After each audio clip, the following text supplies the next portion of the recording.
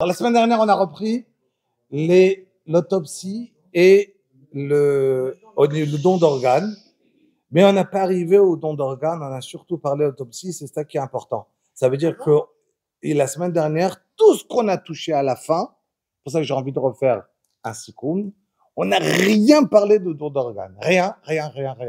On a juste parlé de quelqu'un qui était déjà niftar, d'accord, et qu'on a besoin de faire, par exemple, une autopsie pour savoir quelqu'un qui est malade, qui est deux personnes qui sont en face de nous, un il est malade, et j'ai besoin, un il est niftar à côté, j'ai besoin de sauver une personne en analysant le corps de la personne qui est décédée.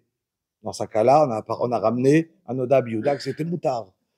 Et ainsi de suite. On a toutes les questions qu'on a parlé. C'était que dans le cas où une personne, il était déjà niftar. Donc, je vais faire un petit sikoum, très rapide, d'accord, un petit résumé. Mais le don d'organes, on y est pas arrivé, on va y arriver aujourd'hui. Le don d'organes quand on est mort. Oui, bon, la semaine dernière, on n'en a pas parlé. On n'y est pas arrivé. Non. On n'a pas dit un mot dessus, et non, ça veut dire. C'est le moment où et qui va me permettre, et qui va me permettre, on est considéré mort. Et qui va me permettre de décider est-ce que j'ai le droit de faire un don d'organe ou pas. Voilà. Mais donc, ça veut dire que tout ce qu'on a parlé la semaine dernière, c'était après la mort. Et aujourd'hui, la médecine ne permet pas de faire un don d'organe si une personne est morte. Après que tout est arrêté, peut-être ça arrivera demain. Mais pour l'instant, la médecine n'est pas au niveau de pouvoir prélever un cœur après qu'il s'est arrêté de battre, ça fait déjà, c'est fini. Donc on est obligé de le brancher pour pouvoir. Et ainsi de suite. Et même après qu'on a pris chaque organe qu'on va prélever, il va avoir un temps de vie très court. Ça va être 4 heures, ça va être 8 heures, 12 heures et c'est fini. C'est quelques heures. Et voilà. Donc là, aujourd'hui, on va parler dans quel cas c'est moutard. De pour ça que je vais maintenant en parler de ma moutard ou ma assour pour donner. Donc, il faut me laisser parler, comme ça on va y arriver. Donc, je reprends ce qui est important, c'est que la semaine dernière, c'est très important pour ne pas mélanger les deux. On n'a pas parlé du don d'organes, on n'a pas y arrivé. On a tout ce qu'on a parlé après la mort. Et donc, pourquoi je le répète? Parce que, pour ne pas que ça ait l'air qu'on a dit que c'était moutard, et de faire tout ce qu'on a dit quand une personne est encore vivante. Puisque, pour pouvoir le faire, on a besoin de le faire seulement quand une personne... Très bien. Donc, je reprends. On a parlé la semaine dernière sur des autopsies, par exemple, pour des personnes qui avaient, pour une assurance. On a ramené, est-ce que c'était moutard ou assour? On a ramené, la semaine dernière, au niveau de cette histoire-là d'une femme qui était enceinte, d'accord, et prendre une césarienne, quand la maman, elle est déjà en... Alors, c'est une gemara dessus, que la maman, elle a eu un roi mori, elle peut plus. Et est-ce que j'ai le droit, oui ou non? Tout ça, c'était la semaine dernière. Là, aujourd'hui, on va avancer sur le point le plus important, qui aujourd'hui, on sait très bien que Pikuach Nefesh, Dochet Kol HaTorah. Ça veut dire que, puisque Pikuach Nefesh, j'ai le droit de transgresser toute la Torah par les 3 taverot de Gilou Yarayot. Dans un cas de Gilou Yarayot, ça veut dire adultère. Shfichut Damim, c'est-à-dire que je n'ai pas le droit de tuer quelqu'un pour se sauver. D'accord? Ça veut dire que si maintenant il y a un goy, il y a quelqu'un qui vient, il y a un mechabel, un terroriste qui vient, qui me dit moi j'ai envie de tuer 1000 personnes, ou bien toi tu tues une, j'ai pas le droit d'en tuer une. Si Hitler il marche mauvais écho, il venait, il me disait je ne tue pas 6 millions, et à condition que toi tu tues une personne, j'ai pas le droit de tuer une personne.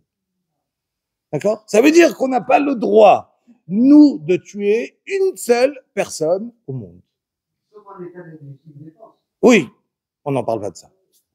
Donc, si maintenant, j'ai un cas où maintenant, donc on reprend. Du coup, ça veut dire que la halakha, elle est claire, j'ai le droit de transgresser toutes les avérotes, à part Avodah Zarah, Gilo Yarayot et Shfichot Damim. Donc, j'ai pas le droit de me soigner avec de l'Avodah Zarah. J'ai pas le droit de me soigner en tuant quelqu'un. J'ai pas le droit de me soigner en faisant Gilo Yarayot. D'accord? Donc, les trois, adultère. Alors, je ne traduis plus. Adultère, idolâtrie et Gilo Yarayot, c'est adultère. C'est adultère ou c'est inceste? C'est quoi la différence en français?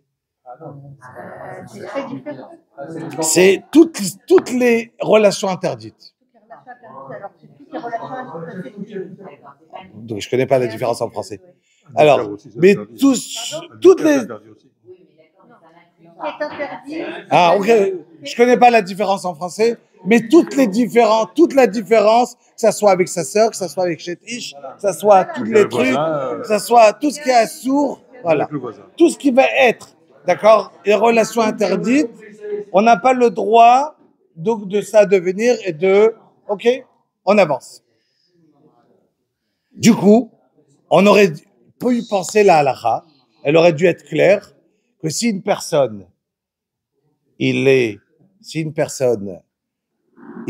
en état de danger et qui va mourir, et que maintenant il y a quelqu'un qui est d'accord, qui est en train de mourir et qui peut donner son cœur, la logique, elle aurait pu être, on aurait eu le droit de faire une transplantation de rein, de cœur, des yeux. Alors, il y a une différence. On va donner les points qui sont importants. Il y a surtout le point aujourd'hui, quand maintenant, il y a quelque chose qui va être vital. D'accord? Parce que les yeux, c'est pas vital. C'est important, mais c'est pas vital. On va parler de tout ce qui est vital. D'accord?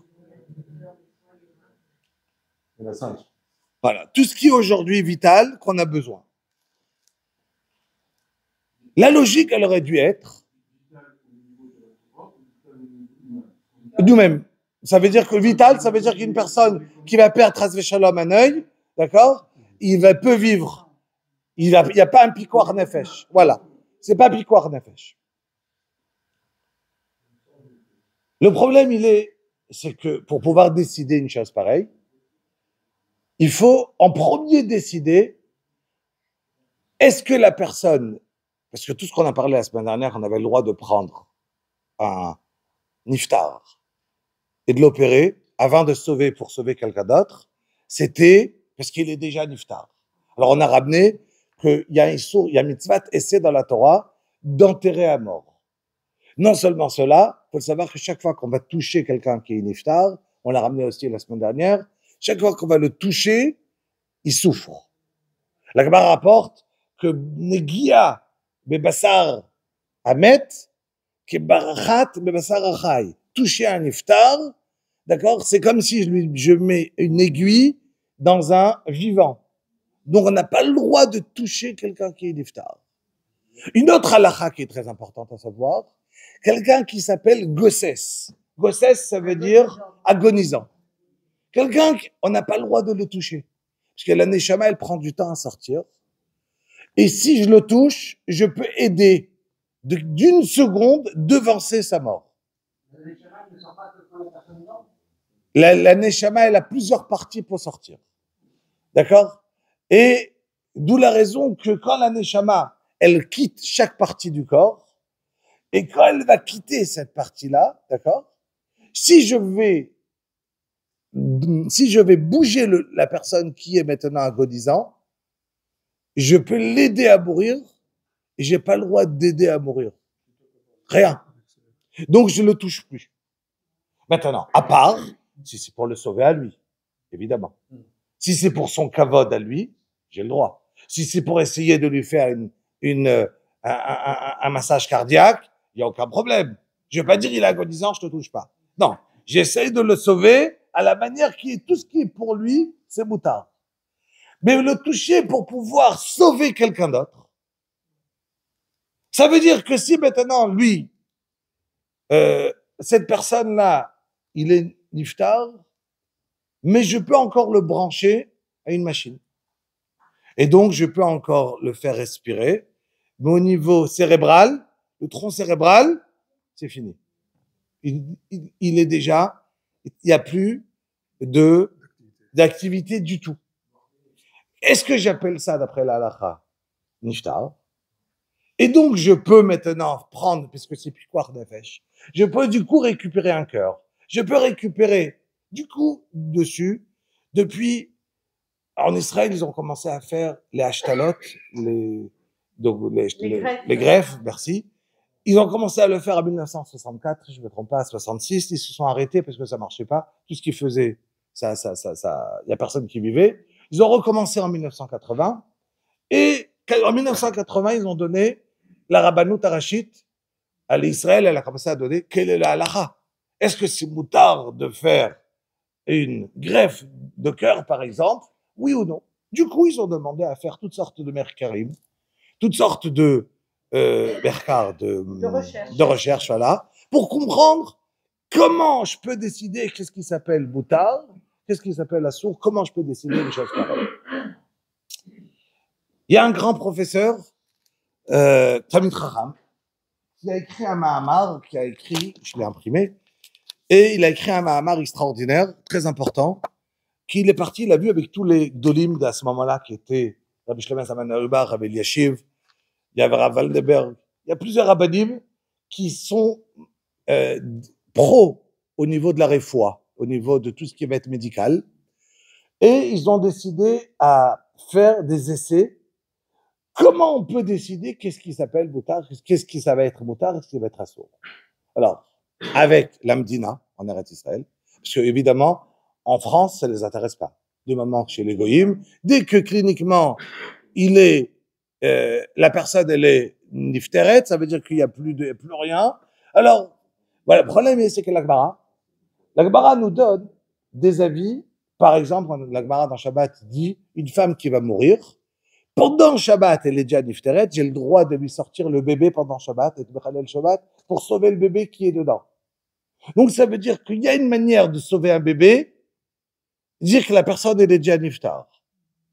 Mais est-ce qu'il est niftar réellement? Alors, la halakha, je vais en rapide, parce qu'il y a plusieurs berkarim qui sont sortis.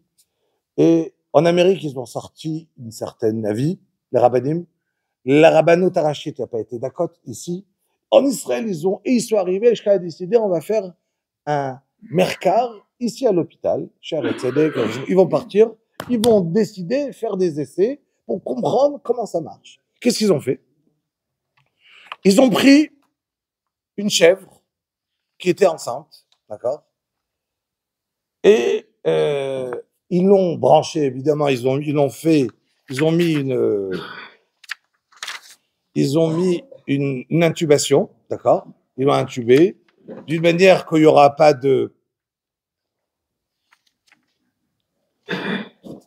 Alors, ils l'ont endormi, évidemment, et ils l'ont mis sous monitoring pour pouvoir voir le Vlad, le bébé, le cœur du bébé, que tout va bien.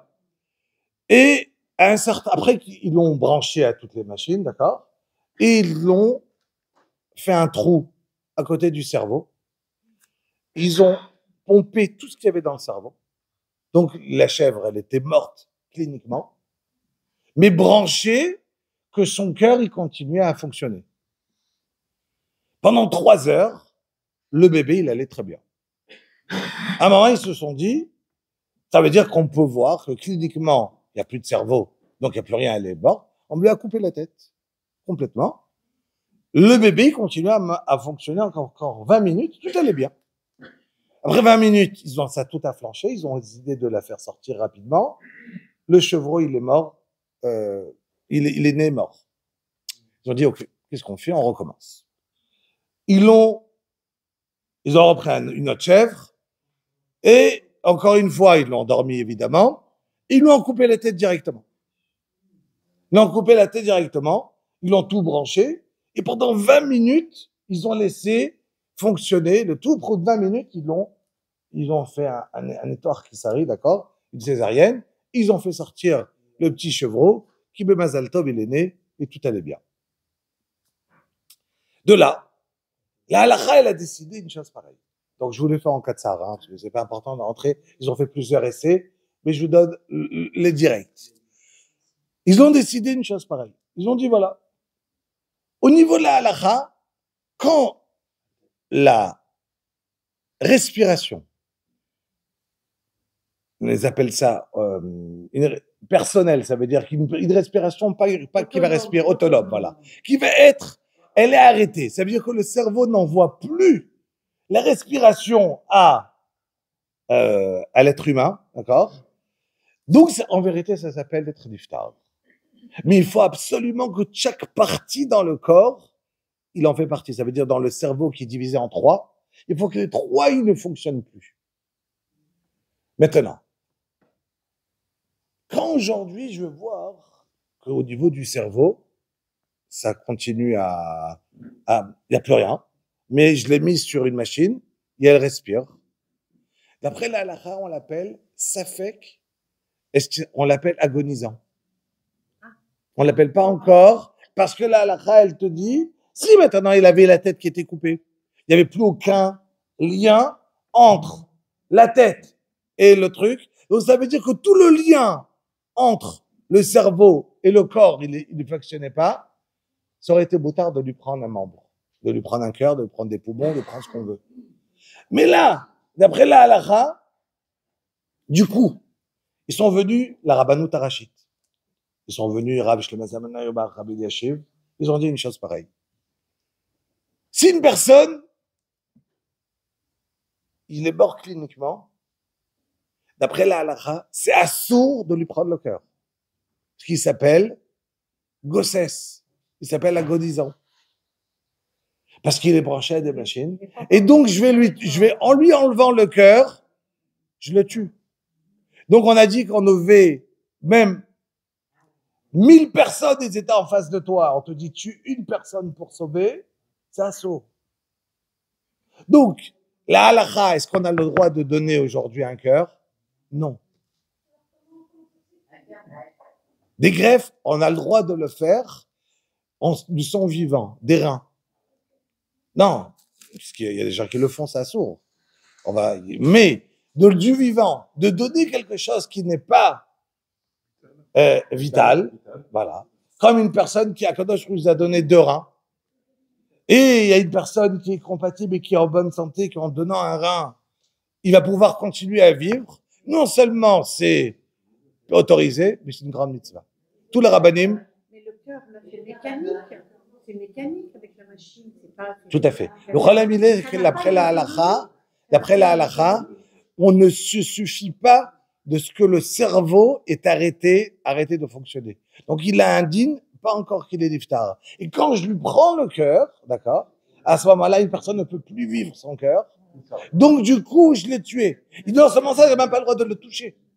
Donc, on a dit quelqu'un qui était gossesse à cet instant-là, j'ai rien le droit de lui faire. Maintenant, si la médecine va avancer, elle va pouvoir me montrer plus tard, et réellement, au niveau que le cerveau, qu'il n'y a plus rien, comme si j'avais coupé la tête, d'accord, on pourra permettre plus tard, d'accord, une greffe. À la date d'aujourd'hui, c'est assaut. Maintenant, alors, très bien. Le goy, c'est une mitzvah qui le fait.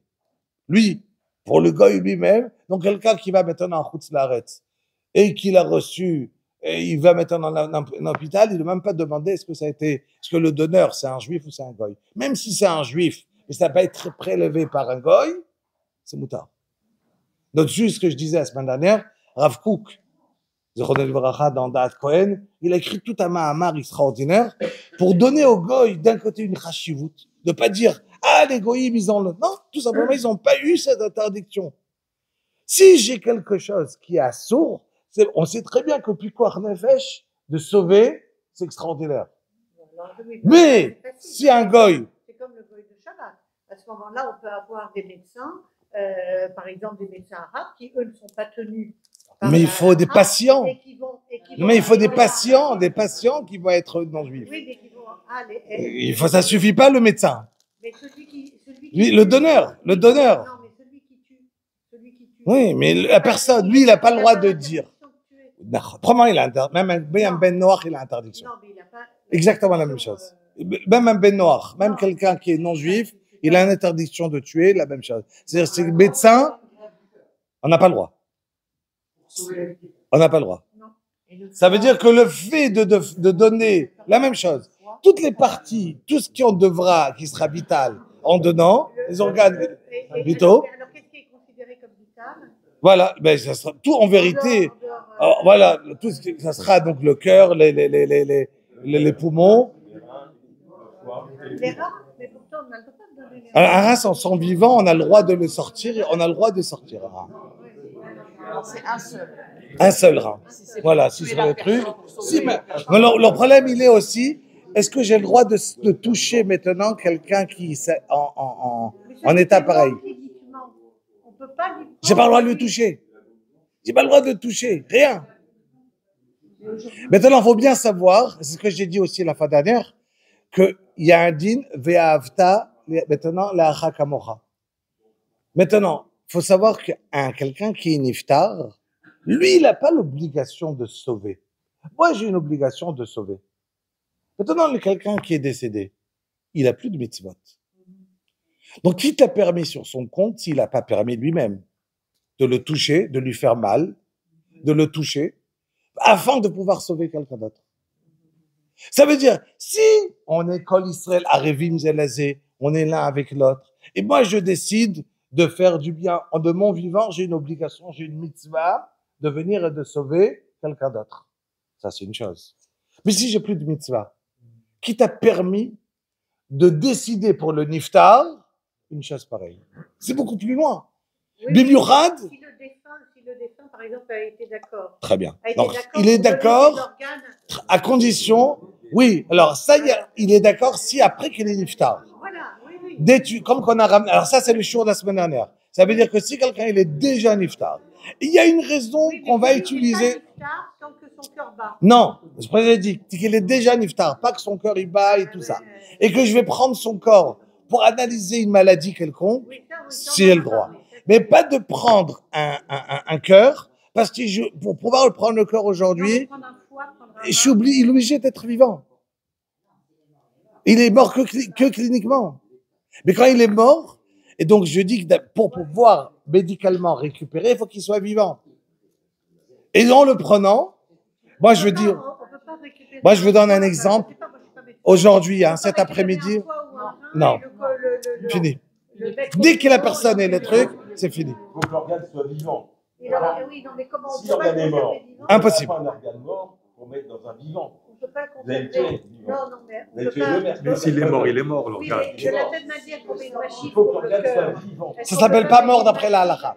Est-ce qu'on peut pas mettre une machine pour le Aujourd'hui, foie, non. pour les reins? Aujourd'hui, non. Aujourd'hui, on ne sait pas faire. Aujourd'hui, non. C'est ça qu'on dit. Voilà. Il faut que l'organe soit vivant. Maintenant, la lacha fixe le moment où il est encore vivant. Non, non. le moment- D'après la médecine, je peux pas. Tant que le cœur s'est arrêté et que j'ai fini, médicalement, je peux plus le faire. Non, dès que je te parle médicalement, si je n'ai pas branché cette personne avant que ça s'est arrêté, mais médicalement, je peux plus le sortir son corps, ça marche plus. Ça fait plus rien. C'est pas une question que la halakha qui dit que non. Du point de vue médical, ça marche pas. Non, mais pourtant, le cœur fonctionne encore, même s'il s'arrête pendant 20 minutes, il est encore. Non, ça c'est une autre halakha. Il y a une autre halakha qu'il faut attendre après qu'une personne ait les niftar, de pas le toucher pendant les 20 minutes. Alors, Yerushalayim, c'est 30 minutes. Et dans le reste des Bate Kvarot, Ashkelon et tout cela, c'est 20 minutes. D'accord? On ne touche pas. Pendant 20 minutes, après, je rentre pas dans les détails, puisque sinon je sors du shiur. Mais de la même manière qu'il y a des halachot, que s'il y avait un verre qui était comme ça, je suis obligé de prendre le verre et de le verser. Parce que le Balach Hamavet, il vient dans toute la maison et il met une petite goutte qui est dangereuse pour une personne qui est vivante. Il y a plein d'halachot qui sont importantes, mais qui ne sont pas liées à mon shiur. D'accord? C'est extraordinaire. C'est encore plus dur de ne pas être juif. D'accord? C'est sûr que c'est dur d'être juif, mais combien c'est dur de ne pas l'être? Encore pire.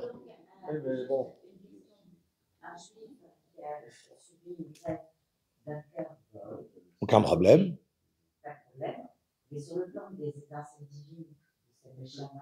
Aucun problème. Aucun problème. Aucun problème. Aucun problème. Et non seulement ça, aujourd'hui, je reprends de donner du sang, donner un rein, donner tout ce qu'on peut d'être en tant que vivant, c'est des mitzvot. Et il faut pas croire, et disent la halakha, que quelqu'un, il y avait parce que un des rabbanim qui a fait tout ce merkar, c'était Rav Lao. Rav Lao, c'était l'ancien, grand rabbin, pas le dernier, celui encore d'avant, son père, d'accord, qui est né de Sol Shoah. Et c'est lui qui fait partie de ce merkar-là. D'accord? C'est lui qui fait partie de... Donc, il m'a interrogé après qu'il a fait, il leur dit, ah, mais si je prends de quelqu'un qui est niftar, son cœur, dans un cas de maladie, pas pour greffer, dans un cas d'étude, est-ce qu'en triat amétim, il va pas lui manquer? Son cœur, il va pas se lever. Donc, il a, sans crainte, aucun problème, il n'y a pas de problème de triat amétim, d'accord? Si une personne, comme Jacob Avinu, on a dit qu'il a été embaumé, voilà, on apprend bien. Il a été embaumé, qu'on lui a sorti ses intestins. Ils l'ont à Jacob Avinu, à Yosef Hatzadik. OK? Pour pouvoir, parce que forcément. Donc, ça veut dire, parce que, donc, voilà. Maintenant, dessus vient des questions de la halakha. Comment ça se passe? Puisque pour être embaumé, ouais, il est très tard. Pour pouvoir être embaumé, d'accord? Alors, après, ça fait mal au niftar. Alors maintenant, la question était, est-ce qu'on a le droit de prendre des piqûres? Est-ce qu'on a le droit de prendre du sang au niftar? Est-ce qu'on a le droit de prendre ci? Est-ce qu'on a le droit d'ouvrir un kever après une tombeau pour une étude, quelque chose qui a pu avoir? Toute cette question, c'est dans la halakha, mais je pense qu'on va s'arrêter là, d'accord? Et c'est, parce qu'évidemment, on peut pas faire en 2 cours, mais c'est tellement large, mais on va pas faire toute cette halakha, on ne travaille pas au Chavra Kadisha. Même agonisant, enfin, on ne peut pas faire des mitzvot en étant agonisant. Non, ça veut dire qu'une personne qui est agonisant, on n'a pas le droit de le tuer. Et une personne qui est agonisant, quand je le touche, je le tue. Donc on doit s'arrêter au contraire. Une personne agonisante, elle peut autoriser. Qu'on la tue, non. Personne n'a le droit d'autoriser, parce que faut savoir une chose, notre corps ne nous appartient pas. De la même manière qu'on n'a pas le droit de se suicider, personne n'a le droit de se dire j'ai envie de finir avec ma vie. Al-Korcha Khatanolad, a dit la Mishnah, d'accord? Tu es arrivé dans ce monde. On est arrivé dans ce monde. On est arrivé dans ce monde contre notre gré. Et on n'a pas le droit de décider qu'on vit et qu'on meurt. Est-ce qu'on a le droit sur le testament de dire je veux être embaumé? Non. C'est pas autorisé. Parce qu'on a le droit seulement de le faire à point, il rapporte le Noda Biouda, parce qu'il y a une raison médicale pour sauver quelqu'un.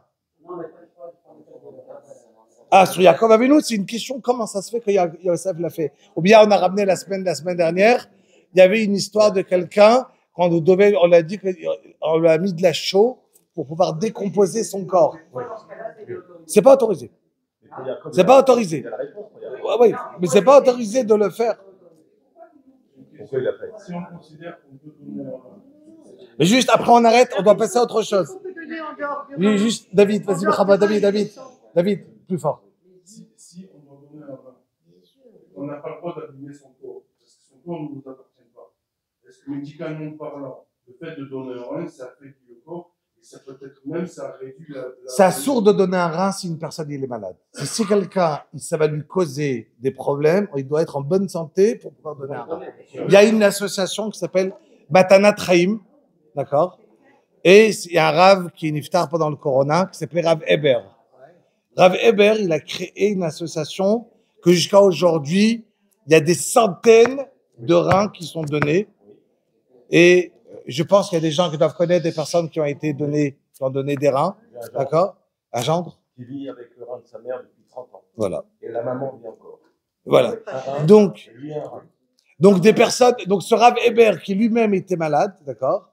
Il a décidé d'ouvrir cette association, tapez sur Internet, Matna Traim, vous rentrez, et c'est extraordinaire ce qu'il fait là-bas, d'accord? Pour voir. Regardez aujourd'hui, je peux prendre un exemple de cet après-midi, quand j'ai cet après-midi à 6h du soir, je reçois un texto d'un ami sur WhatsApp, un certain Yoel El-Krief qui habite Épidé-sur-Seine. Il est marié avec une fille Sarfati d'Aix-les-Bains. Et il y a 2 semaines, sa femme, en mangeant, elle s'est étouffée, elle a avalé de travers, elle a eu une crise cardiaque, et elle n'a pas été, son cerveau n'a pas été irrigué pendant un petit bout de temps. Du coup, elle est morte cliniquement. Et ils se sont battus pour la laisser brancher, car d'après la Torah, on n'a pas le droit de débrancher. D'accord? Pour la Torah, elle est vivante. D'après la France, elle est nifteret. D'accord? Hier, la France, donc eux se sont battus, ils ont eu des pistons, ils ont été convoqués par le tribunal. Interdiction, ils leur donnent très très peu de temps, je crois aujourd'hui, demain, c'est de brancher. Donc forcément, qu'est-ce qu'ils ont fait? Ils ont sorti un WhatsApp à toute la famille, donc son beau-frère qui est Ephraim Setruk, le fils de Rabbi Setruk, qui est aussi marié avec une fille Sarfati. Et donc, du coup, il a sorti tout de suite en disant, en 2 mois, on fait une collecte, parce que demain, il amène un avion médical en Israël. Qu'en Israël, on peut la tenir branchée. Ben voilà. Chazak ou Baruch. Chazak. On peut la tenir branchée, d'accord? Et ce Yoel El-Kriev, c'est un ami. Je connais très très bien. Donc, c'est un ancien niçois. Et donc, c'est une personne, un Talmid Chacham qui m'a dit toujours, mais il veut se battre pour garder la halakha. Si d'après la halakha, ça s'appelle qu'elle est vivante, d'accord? Donc, le fait de débrancher, je peux dire que c'est un médecin qui le fait. À savoir, mon père, Zerodon Livracha, je l'avais déjà raconté, à l'âge de 37 ans, il a eu un accident de voiture. Et 6 mois, il était dans le coma. Et ils l'ont dit, les médecins, on débranche, il n'y a rien, ça ne fonctionne plus, c'est un tsemach, c'est un légume. C'est fini, il n'y a rien. Il y avait Rav Kohn, Philippe Kohn de Marseille, qui s'est battu pour pouvoir le laisser brancher. Au bout de 6 mois, il s'est réveillé. Il a vécu encore plus de 20 ans après. Oui, non, mais c'est génial. D'accord. Mais moi, j'ai un cousin Germain, à 22 ans, il a eu cet accident de voiture. Pendant 18 ans, il a été un légume. Et toute la famille a été quelque part un peu détruite par tout ça. Mais on n'a pas le droit de se dire parce que j'ai quelqu'un de truc, ben j'ai le droit de le tuer parce que moi je vais être détruit. Si la halakha elle me dit qu'une personne elle est vivante, une personne elle est je vous dis mon père, hein, on va pas plus loin. Pendant 6 mois il était dans le coma et il s'est réveillé un jour, il savait plus rien, il a réappris tout. Donc vous regardez un petit peu combien on peut rien dire aujourd'hui. Qu'est-ce qui s'appelle vivant? Voilà. Chazak ou Baruch, Rabotai, on passe au Sioum.